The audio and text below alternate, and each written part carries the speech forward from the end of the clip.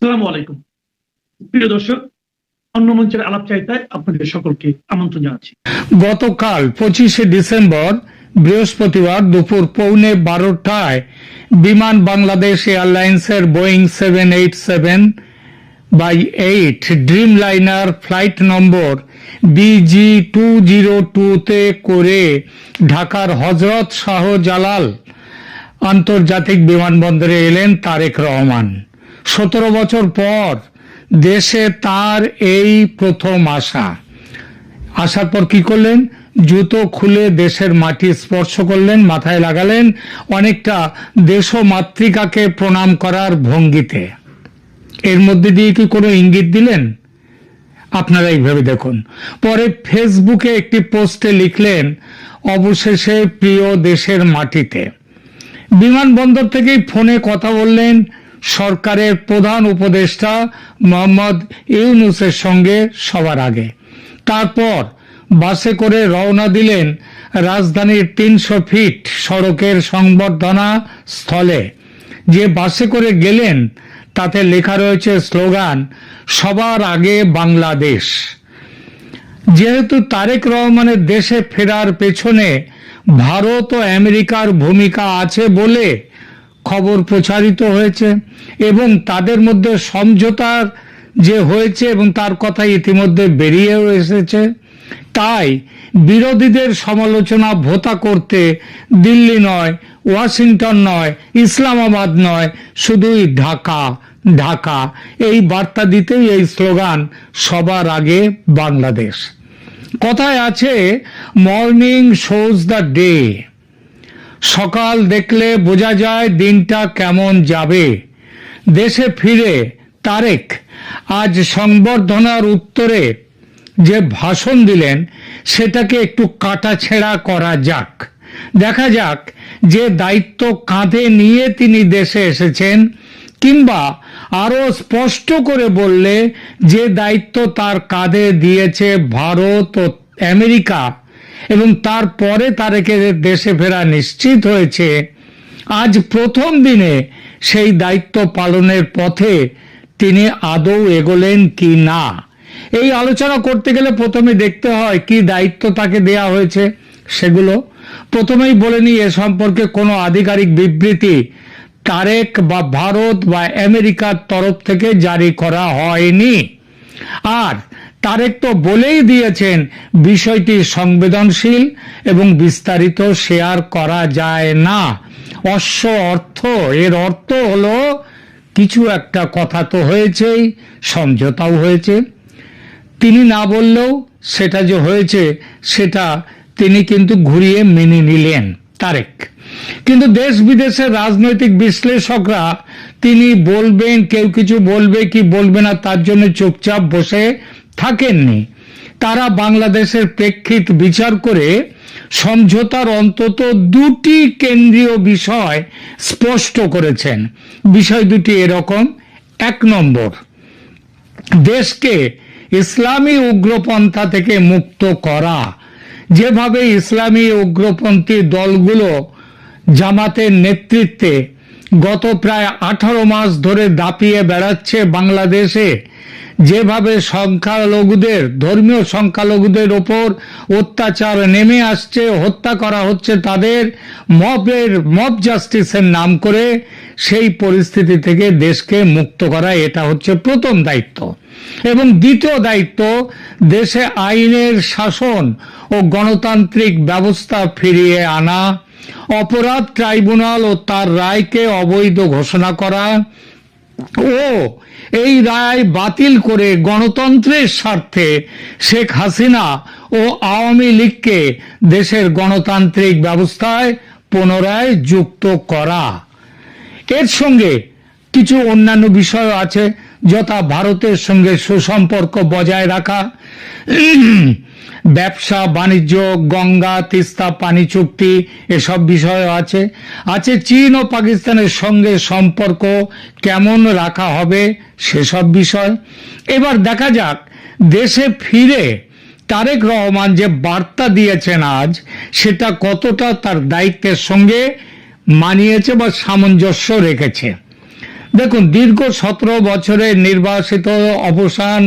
নির্বাসিত জীবনের অবসান ঘটিয়ে বিএনপির ভারপ্রাপ্ত চেয়ারম্যান তারেক রহমান আজ ঢাকার গতকাল 25শে ডিসেম্বর ঢাকার পূর্বাঞ্চলে দেশবাসীর উদ্দেশ্যে যে বক্তব্য দিয়েছেন সেটা 3টি মূল স্তম্ভের উপর ভিত্তি করে দাঁড়িয়েছে। 1, গণতন্ত্র স্থাপন। 2, নিরাপদ বাংলাদেশ গঠন, মানে যেখানে ভেতরে তাদের মধ্যে ভালো সবার মধ্যে সম্পর্ক থাকবে, এবং জাতীয় ঐক্য। রহমান তার বক্তব্যে মার্টিন লুথার কিং জুনিয়রের আই হ্যাভ আ ড্রিম ভাষণকে অনুপ্রেরণা হিসেবে উদ্ধৃত করে তিনি বলেছেন আই হ্যাভ আ ড্রিম, তার মতো তিনি বলেছেন আই হ্যাভ আ প্ল্যান। তবে তিনি সেই প্ল্যান বা পরিকল্পনার বিস্তারিতভাবে উন্মোচন করেননি, বরং তার বক্তব্যের সারাংশ ছিল দেশ পুনর্নির্মাণের জন্য সর্বশ্রেণীর মানুষের সম্মিলিত প্রচেষ্টার আহ্বান। তারেক রহমান তার বার্তায়, আগেই বলেছি, যে 3টি প্রধান যে থিম সেটাকে এভাবে তুলে ধরেছেন। 1, নিরাপদ বাংলাদেশ নির্মাণ। তিনি বারবার এই বিষয়টিতে জোর দিয়েছেন যে নারী, পুরুষ, শিশু, সকল বয়স, শ্রেণী, পেশা এবং ধর্মের মানুষ নিরাপদে থাকতে পারবে এমন একটি দেশ গড়ে তোলা প্রয়োজন। অর্থাৎ ইসলামী দেশ নয়, তার থেকে দূরে সরে থাকার কথা তিনি বললেন। 2, তার কথার মধ্যে অন্তর্ভুক্তিমূলক জাতীয় দৃষ্টিভঙ্গি। বিশেষভাবে তিনি বাংলাদেশের বৈচিত্র্য স্বীকার করেছেন। পাহাড় এবং সমতলের মানুষ, মুসলমান, হিন্দু, বৌদ্ধ, খ্রিস্টান সকলের সমান অধিকার এবং নিরাপত্তার কথা তিনি বলেছেন। 3 নম্বর তার আজকের যে থিম, গণতন্ত্র, গতকাল যে ভাষণের যে থিম, গণতান্ত্রিক অধিকার পুনরুদ্ধার।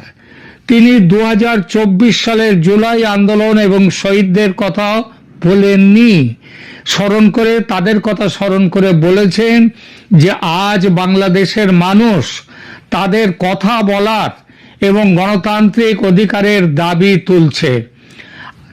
এই সম্বর্ধনা বক্তব্যে তারেক রহমান আওয়ামী লীগ বা জামাতে ইসলামের নাম সরাসরি উল্লেখ করেননি বা তাদের বিরুদ্ধে সরাসরি আক্রমণ দাগেননি, যদিও তার আগের বক্তব্য এবং বিএনপির অবস্থান সেটা যেটা বলে সেই বিষয়গুলি সম্পর্কে তার দৃষ্টিভঙ্গি কি সেটা বোঝায়, কিন্তু তারপরে তিনি অনেকটা পথ হেঁটে এসেছেন, এটা মাথায় রাখতে হবে। ইসলামী উগ্রপন্থার বিরুদ্ধে তার অবস্থানটা কি? নভেম্বরে বিএনপির দেশ করার পরিকল্পনা কর্মসূচিতে তারেক রহমান কি বলেছিলেন একটু দেখা যাক। সেখানে জামায়াতে ইসলামীর বিরুদ্ধে কঠোর মন্তব্য করেছিলেন। তিনি বলেছিলেন, যারা এখন মানুষের সমর্থন চাইছে, এই দেশের মানুষ তাদের 1971 সালে দেখেছে। খেয়াল করবেন কথাগুলো। তারা শুধু লক্ষ লক্ষ মানুষ হত্যা করেনি, তাদের সহযোগীরা অসংখ্য মা বোনেদের সম্ভ্রম লুণ্ঠন করেছে। আমরা এটি কখনো ভুলতে পারি না। কবে বলেছেন এই কথাগুলো? এই নভেম্বরের একদম শেষে, গত নভেম্বরের। এই অবস্থান যে তার জামাতে ইসলামী এবং উগ্রপন্থা, নাম না করেও উগ্রপন্থা, ইসলামী উগ্রপন্থার বিরুদ্ধে এই অবস্থান তার আজকের বক্তব্যের সাথে পুরোপুরি সামঞ্জস্যপূর্ণ, যেখানে তিনি সর্বধর্মের মিলন, শান্তি ও শৃঙ্খলা বজায় রাখার উপর বিশেষ জোর দিয়েছেন এবং বিভিন্ন আধিপত্যবাদী শক্তির গুপ্তচরদের ষড়যন্ত্রের বিরুদ্ধেও সতর্কতা জানিয়েছেন। আওয়ামী লীগের বিষয়ে তিনি কি বলেছেন? তিনি সরাসরি নাম না নিয়েও আওয়ামী লীগের 15 বছরের শাসনকালে শত শত হাজারো গুম খুন তার কথা উল্লেখ করেছেন এবং 2024 সালের জুলাই আন্দোলনের শহীদদের প্রতি শ্রদ্ধা প্রদর্শন করেছেন। এটা একটা ট্যাকটিক্যাল মুভ। এই বার্তার কৌশলগত তাৎপর্য তাহলে কি? তারেক রহমানের আজকের বক্তব্য তিনটি গুরুত্বপূর্ণ রাজনৈতিক সংকেত দেয়। এক, বিএনপির পুনর্নির্ধারণ। বাংলাদেশ জাতীয়তাবাদী দল ঐতিহাসিকভাবে নরম একটি ধর্মীয় দল হিসেবে পরিচিত। জামাত কঠোর ধর্মীয় দল, কঠোর ইসলামী ধর্মের দল, আর বিএনপি নরম ধর্মীয় দল হিসেবে পরিচিত। সংকীর্ণ রাজনীতির দল হিসেবেও এর পরিচয়।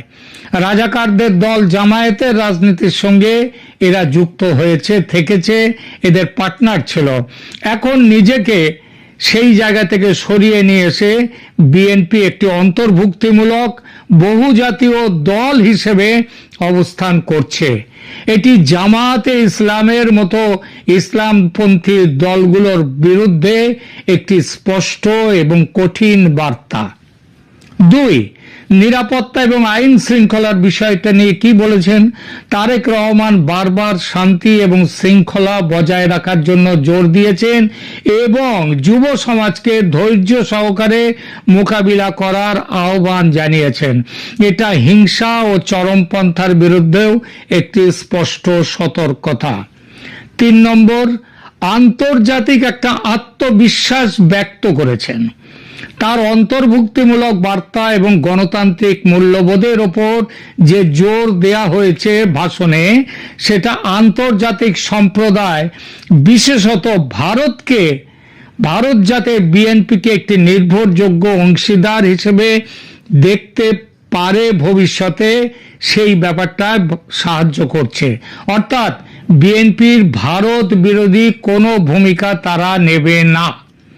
সামগ্রিক মূল্যায়ন করা যাক এবার। তারেক রহমানের এই বার্তা দ্বৈত উদ্দেশ্য পরিবেশন করে। প্রকাশ্য স্তরে এটি সমস্ত জাতীয়তাবাদী এবং নির্দলীয় শক্তিগুলোকে একত্রিত করার একটি আহ্বান যেমন জানায়, এবং অপ্রকাশ্য বা গভীর স্তরে এটি একটি পরিষ্কার বার্তাও দেয় যে বিএনপি এবং এর নেতৃত্বে তারেক রহমান ইসলামী চরমপন্থা এবং কর্তৃত্ববাদী শাসনের বিরুদ্ধে নিজের অবস্থান নিতে চলেছে। শিক্ষা, স্বাস্থ্য, পরিবেশ এবং অর্থনৈতিক কল্যাণের মতো বিষয়গুলিতে ফোকাস করার মাধ্যমে তিনি সমাজকে পপুলিজম এবং ধর্মভিত্তিক বিভাজন থেকে দূরে নিয়ে যাওয়ার প্রস্তাব দিয়েছেন। এই কৌশলগত অবস্থান বিএনপিকে ফেব্রুয়ারির আসন্ন নির্বাচনে একটি শক্তিশালী প্রতিদ্বন্দ্বী হিসেবে তুলে ধরতে পারে। এমনকি বর্তমান পরিস্থিতিতে যদি আওয়ামী লীগ শেষ পর্যন্ত, আবার বলছি, যদি আওয়ামী লীগ শেষ পর্যন্ত নির্বাচনে অংশগ্রহণ না করতে পারে, তবে রাজাকার বিরোধী ও মুক্তিযুদ্ধের পক্ষীয় বাংলাদেশি জনতা, যার সিংহভাগ এত ছিল আওয়ামী লীগের সঙ্গে, হয়তো এখনো আছে, তাদের একটি অংশ নির্বাচনে জামাতকে দূরে হটাতে, ইসলামী দলগুলোকে দূরে সরিয়ে দিতে বিএনপির সঙ্গে আসতে পারে। নির্বাচনে জামায়াতপন্থীদের পরাজিত করতে আওয়ামী লীগের কিছু সংখ্যক কর্মী সমর্থকও বিএনপিতে আসবে। প্রিয় দর্শক, আমি আওয়ামী লীগের নির্বাচনে অংশগ্রহণের ব্যাপারে একটা সম্ভাবনার কথা এখনো পুরো বাদ দিতে পারছি না, কিন্তু এর পেছনে একটা সহজ রাজনৈতিক অঙ্ক আছে। বিএনপি ভারত সমঝোতায় তারেকের দেশে ফেরার ফলে বাংলাদেশের রাজনীতির হিসাব রীতিমতো উল্টে পাল্টে গেছে। যে জামাতকে কয়েকদিন আগেও খুব আত্মবিশ্বাসী মনে হচ্ছিল, সেই জামাত এখন বুঝেছে খেলা কঠিন হয়ে গেল। বিএনপি গত 1.5 বছর চাঁদাবাজি এবং অন্যান্য কারণে জনসমর্থন অনেকটা হারিয়ে ফেলেছিল মনে হচ্ছিল। তারেকের ফিরে আসা, ভারত ও আমেরিকার সমর্থন বিএনপির জনসমর্থনের গ্রাফকে ওপরে তুলতে শুরু করেছে, এবং যত দিন যাবে এই গ্রাফ তত ওপরে উঠতেই থাকবে। জামাতের গ্রাফ নামতে থাকবে। এর সঙ্গে নির্বাচনে আওয়ামী লীগ যদি অনুপস্থিত থাকে, আওয়ামী লীগের সমর্থকদের একটা অংশ ভোট দেবে বিএনপিকে, ফলে বিএনপির ভোট আরো বাড়বে। এই পরিস্থিতিতে একটা মহা কৌশলী চাল দিতে পারে জামাত ও জামাত যাকে সংরক্ষণ দিয়ে রেখেছে সেই ইউনূস সরকার।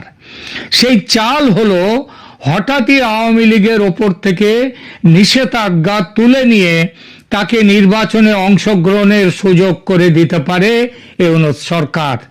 উদ্দেশ্য বিএনপিতে যেন আওয়ামী লীগের ভোট না আসে। আরো একটা ব্যাপার হবে এমনটা ঘটলে, সেটা হলো কনফিউশন বা ধোঁয়াশা তৈরি করা। মানুষ কাকে ভোট দেবে সেই পরিস্থিতিতে, বিএনপিকে না আওয়ামী লীগকে? ভারত সরকার কাকে সমর্থন দেবে, বিএনপিকে না আওয়ামী লীগকে? আপনি হয়তো ভাবছেন ভারতের সমর্থন এমন কি প্রভাব ফেলবে নির্বাচনে, ভারত কিংবা ভারতীয়রা তাও ভোট দেবে না বাংলাদেশে। এটা 100% সত্যি, কিন্তু যারা খবর রাখেন তারা জানেন ভারতের টাকা বাংলাদেশের বেশ কিছু রাজনৈতিক দলকে নির্বাচনের খরচ জুগিয়ে থাকে, যেমন ভাবে পাকিস্তানের টাকা বাংলাদেশের জামায়াতকে দেয়া হয়ে থাকে। কিছু রাজনৈতিক দলকে নির্বাচনের খরচ যোগায় ভারতের টাকা, ভারত থেকে যাওয়া টাকা। এই প্রাপকদের মধ্যে প্রধানত আওয়ামী লীগ থাকলেও বিএনপি যেও একেবারে পায়নি, থাকেনি কখনো তা নয়। যতদূর মনে পড়ছে 1991 এর নির্বাচনে যেবার ভোটে শেখ হাসিনা হেরে যান এবং ভোটে জেতেন খালেদা জিয়া, ভোটে জিতে সরকার তৈরি করেন, সেবার ভারতের টাকা পেয়েছিল বিএনপি। উপসংহার টানি এই আলোচনার, তারেক রহমানের আজকের বার্তা সরাসরি আক্রমণাত্মক না হলেও এটি একটি শক্তিশালী বিবৃতি যা বাংলাদেশের রাজনৈতিক ভবিষ্যতের দিক নির্দেশনা প্রদান করে, যেখানে গণতন্ত্র, অন্তর্ভুক্তি এবং নিরাপত্তা এবং তাদের প্রতিবেশীদের সঙ্গে সহজ ভালো সম্পর্ক সেটা অগ্রাধিকার পাবে। আমার পরবর্তী প্রতিবেদন হয় আজ সন্ধেবেলাতে এটা করব কিংবা কাল সকালে এটা করব। সেই প্রতিবেদনে আলোচনা করব তারেক রহমান আজকের সকালের বার্তায় সূর্যের আলো কিছুটা দেখিয়েছেন, এটা ঠিক, এটা সূর্য করজ্জ্বল সকাল ছিল, কিন্তু পুরো দিনটা যে সূর্য করজ্জ্বল থাকবে এমন নয়। একটি ঝঞ্ঝা বিক্ষুব্ধ দিনের ইঙ্গিত কিন্তু দেখা যাচ্ছে। আজকে বাংলাদেশে অন্তত 4টি খুন হয়েছে, হত্যা হয়েছে মব জাস্টিসের নামে। তার মধ্যে একটি হিন্দু ছেলে অমিত মণ্ডলেরও খুন করা হয়েছে, অনেকটা ওই দীপু দাসের মতো কায়দায়। সুতরাং একটা ইঙ্গিত কিন্তু দেখা যাচ্ছে ঝঞ্ঝা বিক্ষুব্ধ দিনের। তারেকের চলার পথ সহজ নয়। জামায়াতি ও ইসলামপন্থী দলগুলো মরণ কামড় দেওয়ার জন্য তৈরি। তীরে এসে তরি ডুবে যাবে এটা তারা মানতে চাইছে না, মানতে পারছে না, পারবে না। তাদের সঙ্গে রয়েছে ইউনূস সরকার, সেনাবাহিনী এখনো সরকার ও জামায়াতের সঙ্গে। তারা কি করবে এই সব মিলিয়ে আমার পরবর্তী এপিসোড। ইউনূস সরকারকে কি ভেঙে দেবে আমেরিকা এবং ভারত মিলে? সুতরাং এই সব মিলিয়ে আমার পরবর্তী এপিসোড। নজর রাখুন ক্যালকাটা ডায়ালগস চ্যানেলে। আমার এখনকার এপিসোড ভালো লাগলে প্লিজ লাইক অ্যান্ড সাবস্ক্রাইব এবং লিখে জানান আপনাদের মতামত।